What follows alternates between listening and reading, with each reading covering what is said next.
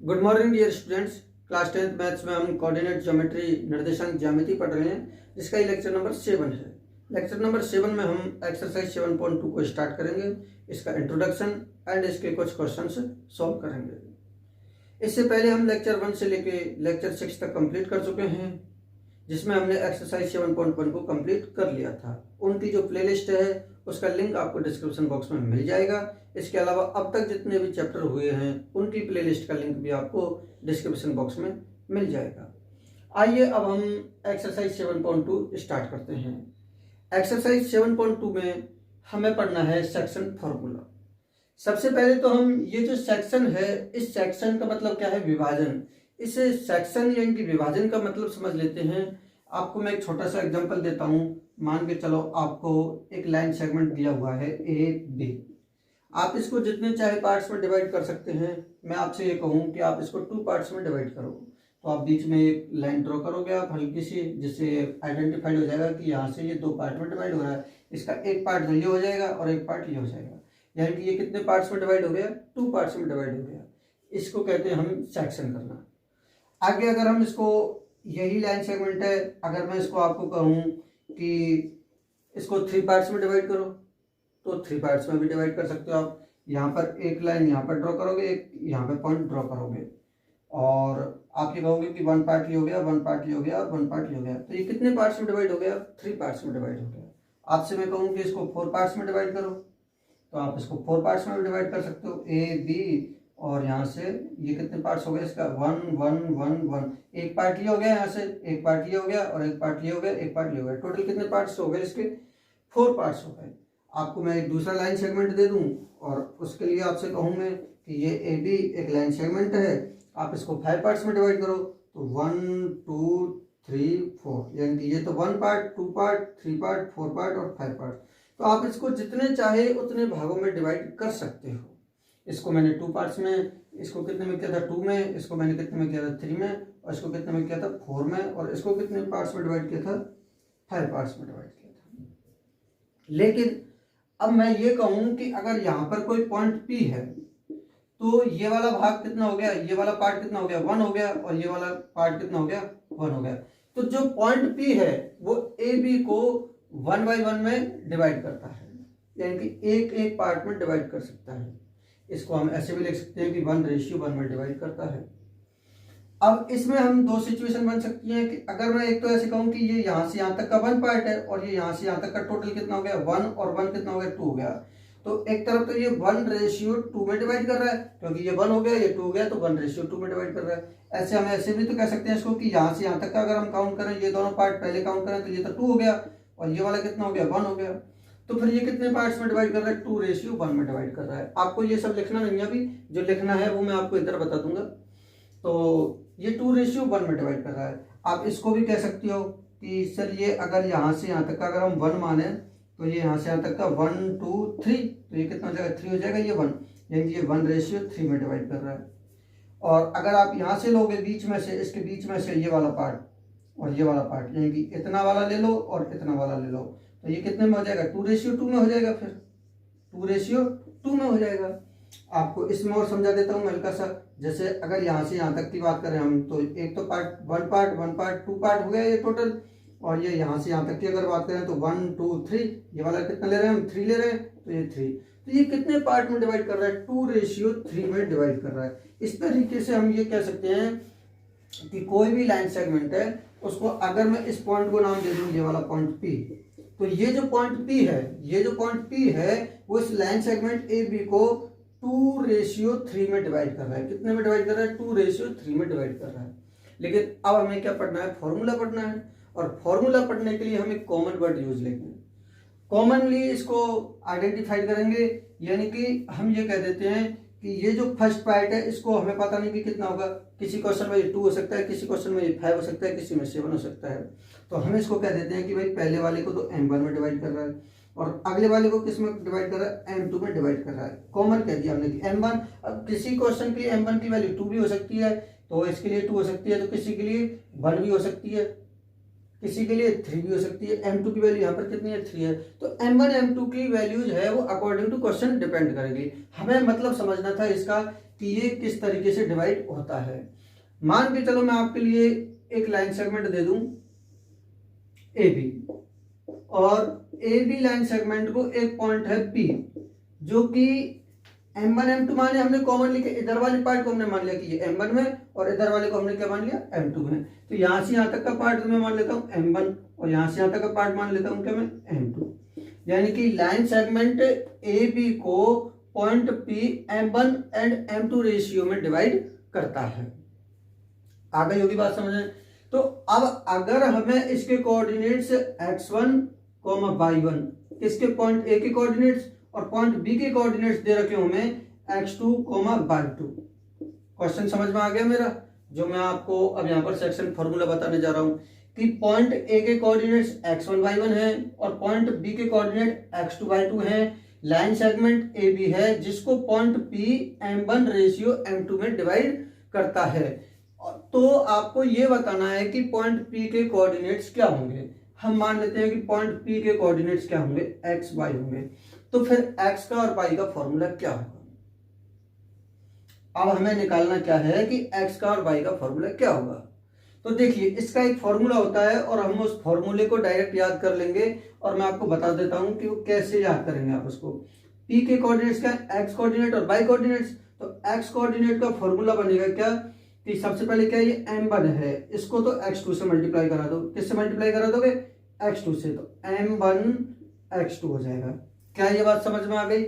फिर हमें प्लस हमें करना है M2 को x1 से मल्टीप्लाई करना है, M2 इंटू x1 अपॉन करना है ये जो M1 और M2 इनको ऐड करके लिख देना, M1 प्लस M2। कहने का मतलब यह है कि जो फर्स्ट वाला है ना, अगर जैसे हम x कोऑर्डिनेट निकाल रहे हैं तो हमें इधर से x1 देखना होगा और इधर से x2 देखना होगा। जब हमारा M1 x आ रहा है तो हम M1 को x2 से मल्टीप्लाई करा देंगे और M2 को x1 से मल्टीप्लाई करा के ऐड करके लिख देंगे, और नीचे जो M1 M2 रेशियो है उसको ऐड करके लिख देंगे। इस तरीके से हमारा x कोऑर्डिनेट आ जाएगा ये वाला। अभी जब हम और क्वेश्चंस करेंगे आगे तब और ज्यादा समझ में आ जाएगा आपको। अब आपको कौन सा कोऑर्डिनेट निकालना है, y। कौन सा निकालना है, y। तो ये जो y कोऑर्डिनेट है इसका फॉर्मूला कैसे बनेगा, तो वही काम करेंगे। अब हम M1 को किससे मल्टीप्लाई कराएंगे, x2 की जगह पे अब y कोऑर्डिनेट निकाल रहे हैं ना, तो फिर हम y2 से मल्टीप्लाई कराएंगे। किससे, M1 y2 प्लस, अब आप मुझे बताओ कि अब हम M2 को किससे मल्टीप्लाई कराएंगे, क्योंकि y कोऑर्डिनेट निकाल रहे हैं। तो अगर हमने M1 को y2 से मल्टीप्लाई कराया तो फिर M2 को किससे मल्टीप्लाई कराएंगे, हम y1 से मल्टीप्लाई कराएंगे। M2 को y1 से मल्टीप्लाई करेंगे अपॉन M1 प्लस M2। ये हमारा x कोऑर्डिनेट और y कोऑर्डिनेट का फॉर्मूला बनेगा और ये पॉइंट P के कोऑर्डिनेट्स होंगे। तो इसमें हमें यही पढ़ना था कि अगर कोई लाइन सेगमेंट AB दिया हुआ है और उसके कोऑर्डिनेट्स हैं, उसको जो पॉइंट P है वो M1 एंड M2 रेशियो में डिवाइड करता है, तो पॉइंट P के कोऑर्डिनेट्स हमें फाइंड आउट करने होंगे। अभी हम एक क्वेश्चन करते हैं, क्वेश्चन नंबर 1, उससे आपको और भी अच्छा समझ में आ जाएगा। अब आपको लिखना क्या है, केवल ये वाला लिखना है, ये वाला नहीं लिखना है। ये मैंने आपको केवल सेक्शन को समझाने के लिए बता दिया था। आप इस वाले फॉर्मूले को आप 1-2 बार लिखोगे तो आपको कुछ पैटर्न्स भी याद हो जाएंगे इसमें, जैसे 1 2 है, फिर 2 1 है, और x2 इधर आ रहा है, x1 इधर आ रहा है, नीचे दोनों का सम आ रहा है। तो आप एक पैटर्न बना के कि M1 प्लस M2 है, नीचे भी M1 प्लस M2 है, फिर x2 प्लस x1 हो जाएगा। इसमें क्या हो जाएगा, y कोऑर्डिनेट निकाल रहे हैं तो y2 प्लस y1 हो जाएगा। तो इस तरीके से माइंड में एक कॉन्सेप्ट बना के आप इसको इजीली याद भी कर लोगे। अब देखिए question number 1, find the coordinates of the point which divides the join of -1 7 and 4 3 in the ratio 2:3। उस बिंदु के निर्देशांक ज्ञात कीजिए जो बिंदुओं -1 7 और 4 3 को मिलाने वाले रेखाखंड को 2:3 के अनुपात में विभाजित करता है। आपको 2 पॉइंट दे रखे हैं, एक पॉइंट तो दे रखा है -1 7 और दूसरा पॉइंट दे रखा है आपके लिए 4 3। तो मैंने -1 7 वाले को तो A मान लिया और 4 3 वाले को मैंने क्या मान लिया, B मान लिया। अब आपको उस पॉइंट के कोऑर्डिनेट्स निकालने हैं जो इस लाइन सेगमेंट को 2:3 में डिवाइड करता है। मान के चलो यहां से यहां तक का पार्ट हमने मान लिया 2 और ये वाला मान लिया हमने 3, तो ये 2:3 में डिवाइड कर रहा है। तो इस जगह पे एक पॉइंट निकल के आया है और वो पॉइंट हमने क्या मान लिया कि वो पॉइंट है P। और इस P के कोऑर्डिनेट्स निकालने हैं आपको, और हमने मान लिया कि P के कोऑर्डिनेट्स x y हैं। तो अब आपके क्वेश्चन में x1 x2 ये x1 y1 तो ये हो जाएंगे, और x2 y2 ये हो जाएंगे, और m1 m2 ये हो जाएंगे। अब आपको फॉर्मूला लगाना है। फॉर्मूला क्या है x का? तो x is equal to m1 x2 plus m2 x1 upon क्या हो जाएगा नीचे m1 प्लस m2 हो जाएगा। अब ये फॉर्मूला तो मैंने आपको लिख दिया है, आपको याद हो जाएगा एक आध बार। अब आप यहीं पर ही लगाओ डायरेक्ट फॉर्मूला, वो इजी होगा। तो सबसे पहले तो हम क्या करते हैं कि ये जो m1 x2 है और m1 हमारा क्या है ये, तो इस 2 को मल्टीप्लाई करा दो 4 से, क्या हो जाएगा 2 मल्टीप्लाई बाई 4 हो जाएगा। प्लस अब हम किसको मल्टीप्लाई करेंगे? x कोऑर्डिनेट निकाल रहे हैं, तो x वाला पहले वाला होता है तो पहले वाले से मल्टीप्लाई कराएंगे। तो हमने पहले वाले को जो 2 है इसको पहले वाले से मल्टीप्लाई करा दिया। अब ये जो 3 है ना, इस 3 को हम किससे मल्टीप्लाई कराएंगे? माइनस का 1 से। तो 3 मल्टीप्लाई बाई माइनस का 1, m1 x2 हो गया प्लस m2 x1 हो गया। अब ये देख नहीं रहे होंगे, आपको मैंने बता दिया है, उस हिसाब से आप डायरेक्ट ही लगाओ, वो इजी होगा। अब नीचे क्या आएगा? m1 plus m2, m1 m2 क्या है हमारे पास 2 और 3, तो ये क्या हो जाएगा 2 प्लस 3 हो जाएगा, और ये हो जाएगा 4 टू 8, और ये प्लस है ये माइनस है तो माइनस का 3 हो जाएगा, अपॉन नीचे कितना हो जाएगा 2 और 3 5 हो जाएगा, ऊपर 8 माइनस 3 5 बचेगा, अपॉन 5 इज इक्वल टू 1। आ गई होगी बात समझ में? x की वैल्यू कितनी आ गई? 1 आ गई।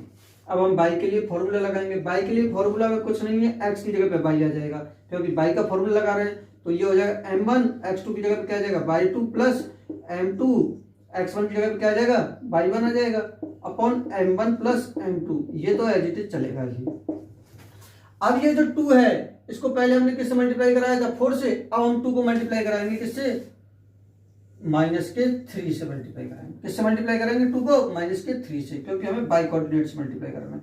2 इंटू माइनस का 3 प्लस, अब ये जो 3 है इसको पहले किससे मल्टीप्लाई कराया था? x1 से। अब बाई के लिए हम 7 से मल्टीप्लाई कराएंगे, तो 3 मल्टीप्लाई बाई क्या हो जाएगा 7 हो जाएगा, अपॉन 2 प्लस 3 हो जाएगा, और ये हो जाएगा 2 3 जा माइनस का 6 प्लस 7 3 जा 21 अपॉन 2 5, और ये कितना हो जाएगा 15 अपॉन 5, क्योंकि 21 में 6 जाएंगे तो 15 बचेंगे, और ये कितना हो जाएगा 3 हो जाएगा। इस तरीके से हमारे पास P के कोऑर्डिनेट्स क्या आ गए, आप लिख लो लास्ट में देयरफॉर P जिसके कोऑर्डिनेट क्या है x y है, उसमें हमारे पास P की x की वैल्यू कितनी आई है?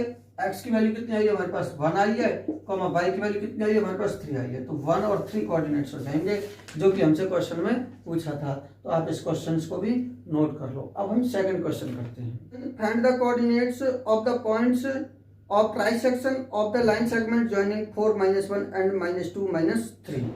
बिंदुओं 4 -1 और -2 -3 को जोड़ने वाले रेखाखंड को समत्रिभाजित करने वाले बिंदुओं के निर्देशांक ज्ञात कीजिए।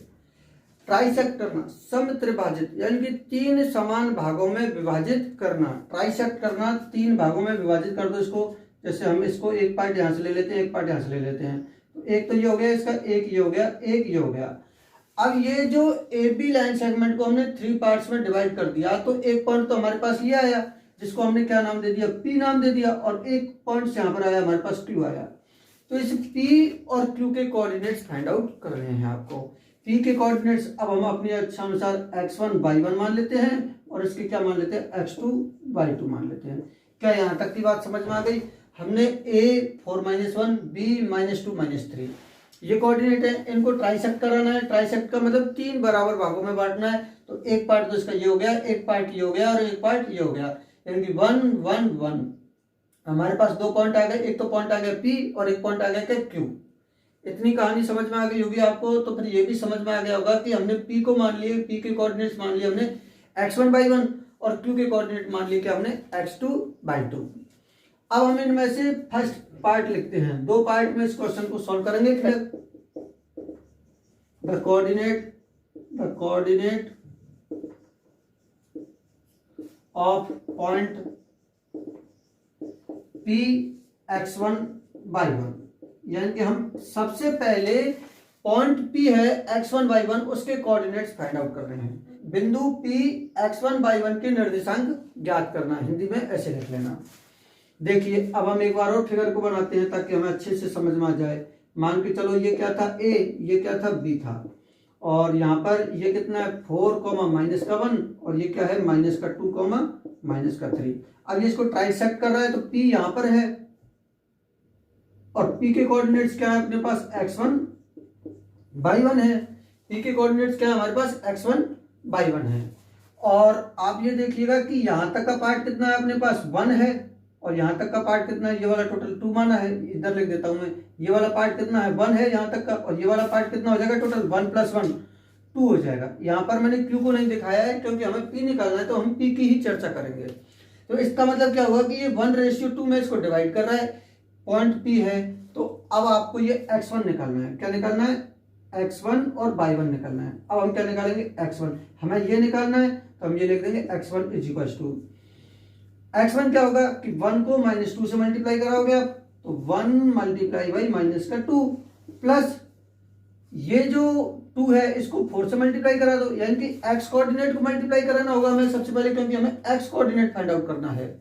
तो ये 2 × 4 हो जाएगा, 2 × 4 हो जाएगा, अपॉन कितना हो जाएगा 1 + 2, 1 + 2 हो जाएगा।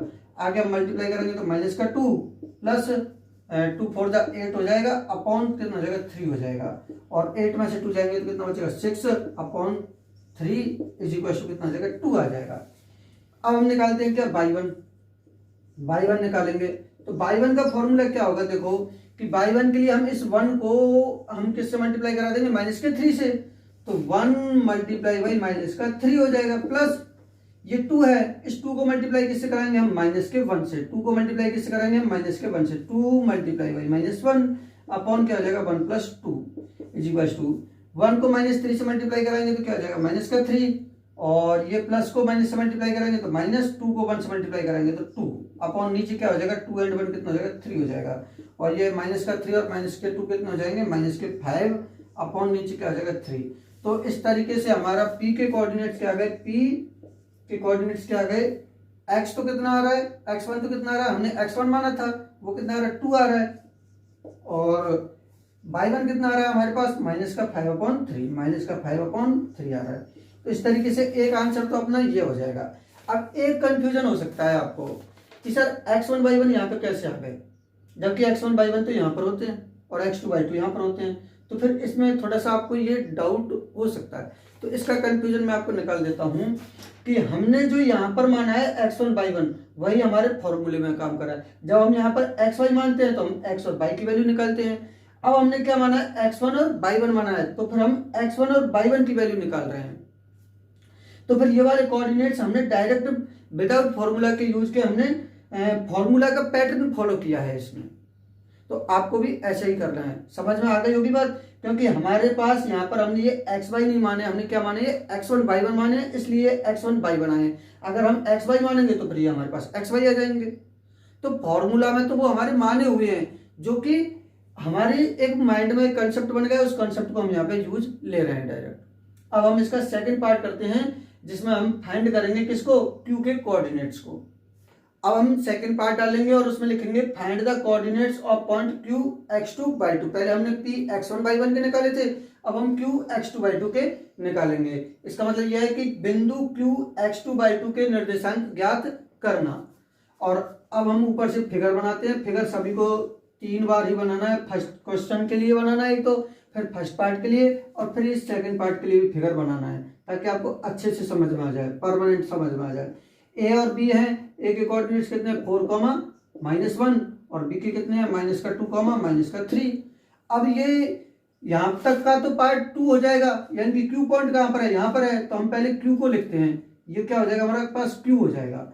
और ये यहाँ तक का पार्ट कितना आ रहा है 1 + 1, तो ये तो कितना हो गया 2, और यहाँ तक का कितना है क्यू भी कितना है 1, तो ये 1 हो जाएगा। और इसके कोऑर्डिनेट्स हमने क्या मान लिए x2 और y2 मान लिए।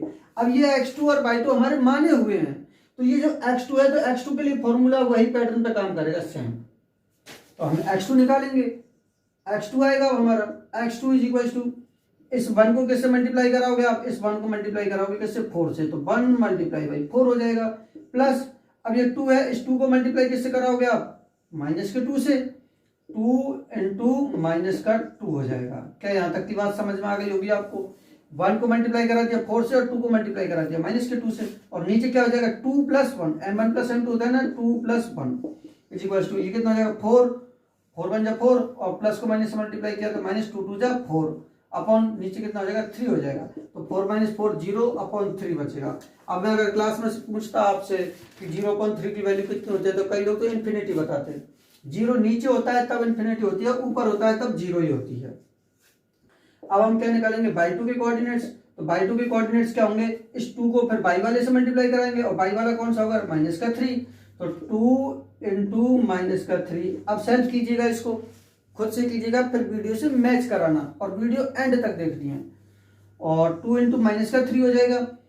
अब हम क्या करेंगे, प्लस करके 1 को मल्टीप्लाई करेंगे माइनस के 1 से, प्लस 1 इंटू माइनस का 1 हो जाएगा, और नीचे क्या हो जाएगा 2 प्लस 1, नीचे हो जाएगा इनका सम हो जाएगा 2 प्लस 1, यहाँ पर करेंगे माइनस का 6 हो जाएगा, प्लस ये 1 को माइनस, ये प्लस है ये माइनस है, तो फिर ये क्या हो जाएगा माइनस हो जाएगा, 1 को 1 से मल्टीप्लाई कराएंगे तो क्या हो जाएगा 1 आ जाएगा, 2 प्लस 1 कितना हो जाएगा हमारे पास 3 हो जाएगा, इज इक्वल टू ये कितना हो जाएगा 6 एंड माइनस 1 कितना होगा माइनस 6 और माइनस 1 माइनस के 7 हो जाएगा अपॉन 3 हो जाएगा। तो इस तरीके से हमारे पास Q के जो कोऑर्डिनेट्स आए वो कितने आए 0 माइनस का 7 अपॉन 3, 0 माइनस का 7 अपॉन 3 हो जाएगा। तो ये हमारा फाइनल आंसर हो जाएगा। इस तरीके से बच्चों हमने क्वेश्चन नंबर 2 को सॉल्व किया। एक एक स्टेप्स को आपको बहुत ही आसानी से और धीरे धीरे इसलिए बताया ताकि आपको इजीली समझ में आ जाए।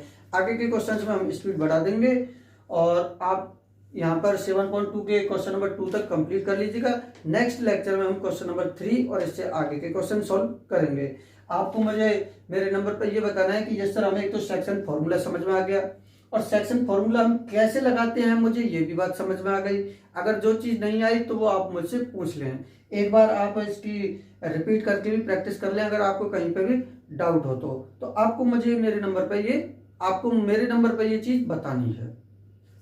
और ये जो सेक्शन फॉर्मूला है इसको हम प्रूव कर सकते हैं, लेकिन प्रूफ आपके सिलेबस में नहीं है, केवल आपको डायरेक्ट फॉर्मूला ही यूज में लेना है। जो बच्चे इंटरेस्टेड होंगे कि सर मुझे प्रूफ बता दो तो मैं उनके लिए अलग से बता दूंगा, क्योंकि अगर मैं इसको वीडियो में ही लेता हूं तो फिर वीडियो और भी लेंथी हो जाती है और सभी तरीका के स्टूडेंट्स हैं क्लास में तो सबका ही ध्यान रखना पड़ता है, क्योंकि फिर उनको कंफ्यूजन हो जाता है कि सर इसको कैसे करें।